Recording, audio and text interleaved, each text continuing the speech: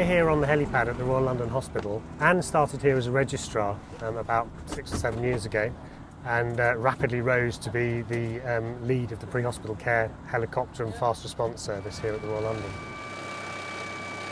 Some of her role is management, but a lot of it is hands-on, manning the helicopter, treating patients. The sort of incidents that she would go to on the helicopter or the cars, where patients are seriously injured, their life is literally ebbing away second by second, minute by minute, she's responsible for. And when we get to hospital, we chuck 9, 10, 11 doctors at that same problem. So very few people in the medical society have had this sort of pressure.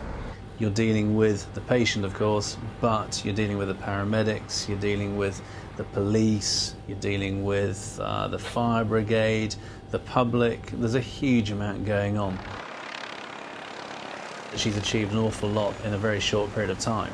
Usually the doctor will lean over to the other thoracostomy and make the whole incision across the chest. We try and get the best of the best to come and work here, and Anne fulfilled all of that. She was exceptional at her understanding of anatomy, physiology, her biochemistry, her pathology, human factors, just her humanities. She stood head and shoulders above many of the others that we've had through the system here. And as you've seen, there are people walking on the street now who would have been dead if this procedure hadn't been delivered by this service. It was a very easy decision to make to promote her to be our boss, if you like, and leading the highest profile and busiest pre-hospital care service in the country. She basically stood out really from the first day as a registrar. She rapidly became a solid, dependable, calm doctor who numerous serious incidents and major incidents in fact have shown her to be very calm under pressure. The bombings that Anne was involved with and major train crashes that she's been involved with, you have to be completely on top of your game in terms of medicine, but you also have to have the right characteristics to remain calm, get everybody that you're working alongside calm as well, and working towards a common goal, and Anne is uniquely good at that. We've had to put her on the spot on many occasions, but one that springs to mind was after the train crash at Potters Bar in 2002, and we needed someone to do a live interview for national radio, and we asked Anne to do that. She hadn't done live interviews before that. Not only was it the perfect interview, it's one that I used in media training sessions for years afterwards. So the idea behind this dummy is just to give you an idea if you've never seen inside a chest before. One of the great things that Anne has done is she's set up a pre-hospital care training programme for medical students, which loads of students have been through now. It's the first programme of its sort in the UK.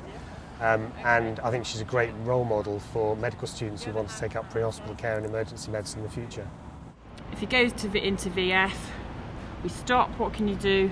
She's also been involved in some major documentary series for both the air ambulance and for the hospital. One of these was a series called Medic One. This was in her role as the lead clinician for London's air ambulance. She's a great teacher, she's very good. And actually, she's also incredibly diplomatic, which she needs to be in managing a high-profile service like this.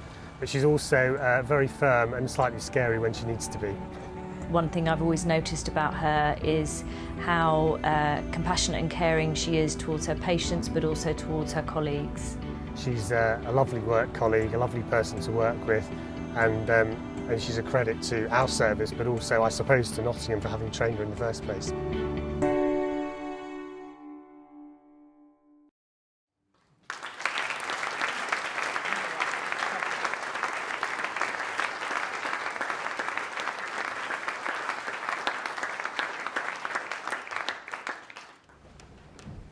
Good evening, everybody. It has to be said, I'm completely overwhelmed by that video. I didn't expect that tonight, to be quite honest.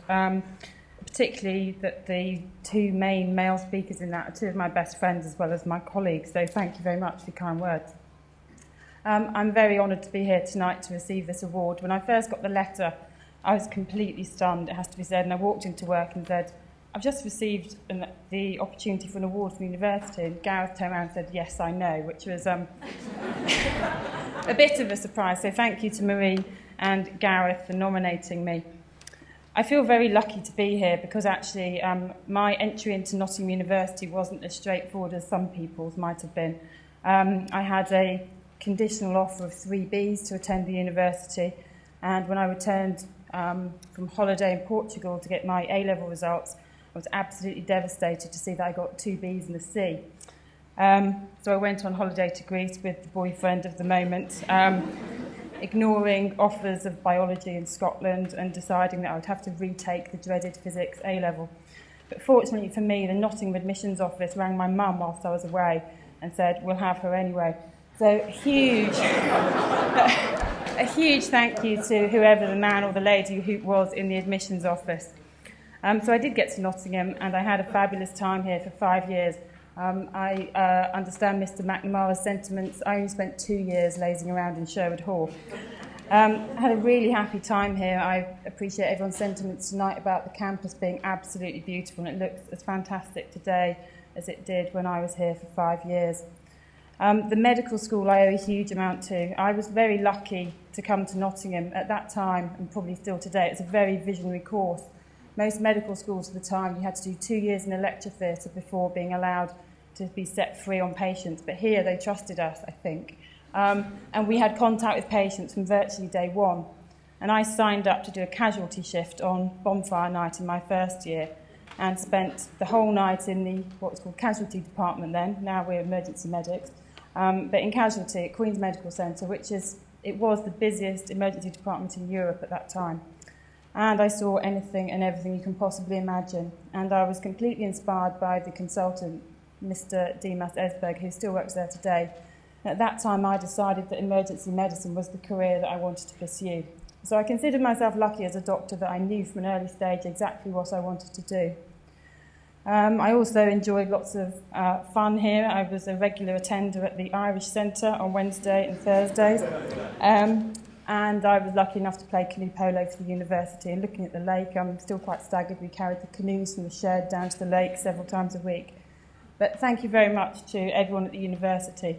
I really do appreciate getting this award. I'd like to say thanks to Mum and Dad, not only for making sure I could pay my rent whilst I was at university, but for lugging all of my things up and down the country several times every term. I think my sister actually thought I was getting an award for contribution to the retail outlets of Nottingham.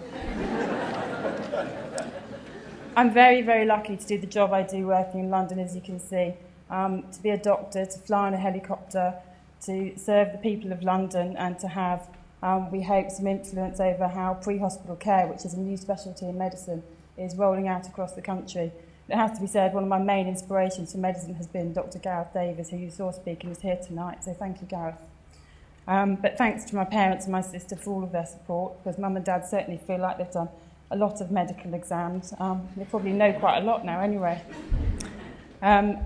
I won't keep talking because I think we've got to try and win some money in the casino later, but just a huge thank you, and I really do feel very privileged to receive this award.